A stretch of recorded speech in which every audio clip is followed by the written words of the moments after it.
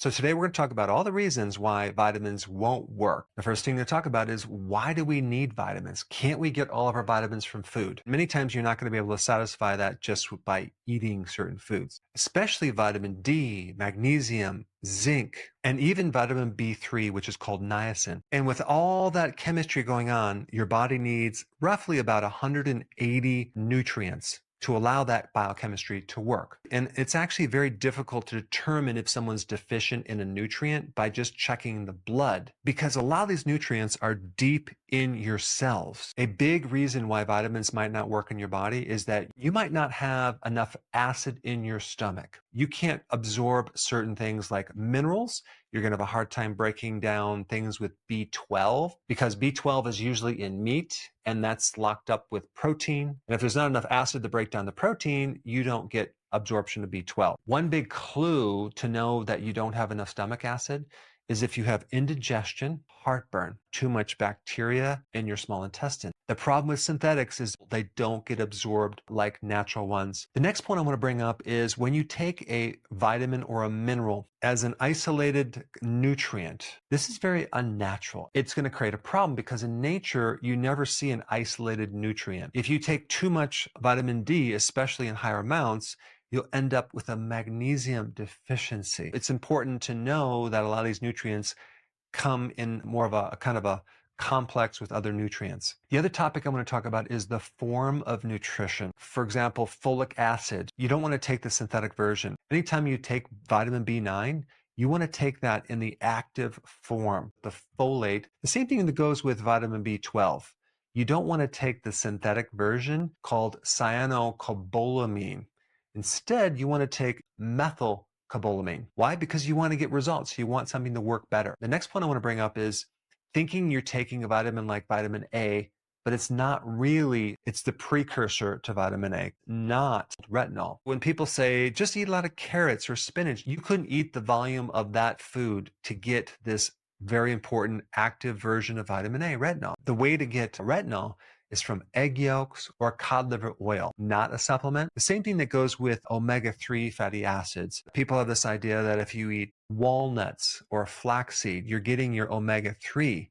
It's not true, because the active form of omega-3 is EPA and DHA. And you can get that from like fish oil, cod liver oil. Next point is, a lot of vitamins have fillers with maltodextrin, which is a starch. And they use maltodextrin as a spray agent to turn things into a powder. Problem with maltodextrin is it can compete for certain nutrients like vitamin C. You also have the problem of depleting certain nutrients, especially B1. B1 is essential in helping you break down sugar and refined carbs. And so when you're taking maltodextrin or sugar or starch, the need for B1 goes way, way, way higher. Next point, trying to get results from a vitamin or a mineral while at the same time you're eating junk or your diet sucks. Don't think that vitamins are going to work to compensate for a bad diet. And that leads us to the next problem with nutrition.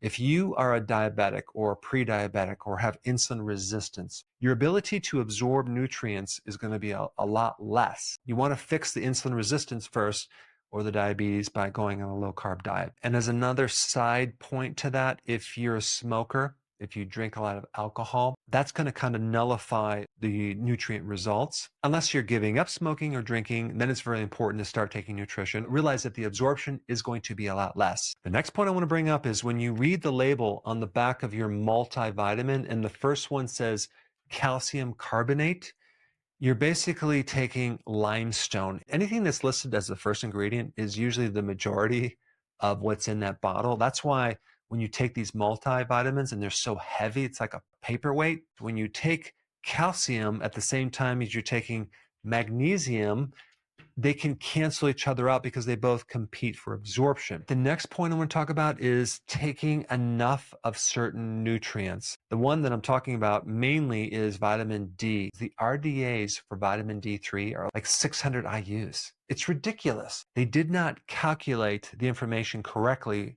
from 10 research studies when they came up with this 600 IUs. And I talked to a pioneer in vitamin D research, and this person said that this wasn't an error. It was an intentional thing that they did to make it sound possibly toxic. I mean, think about it.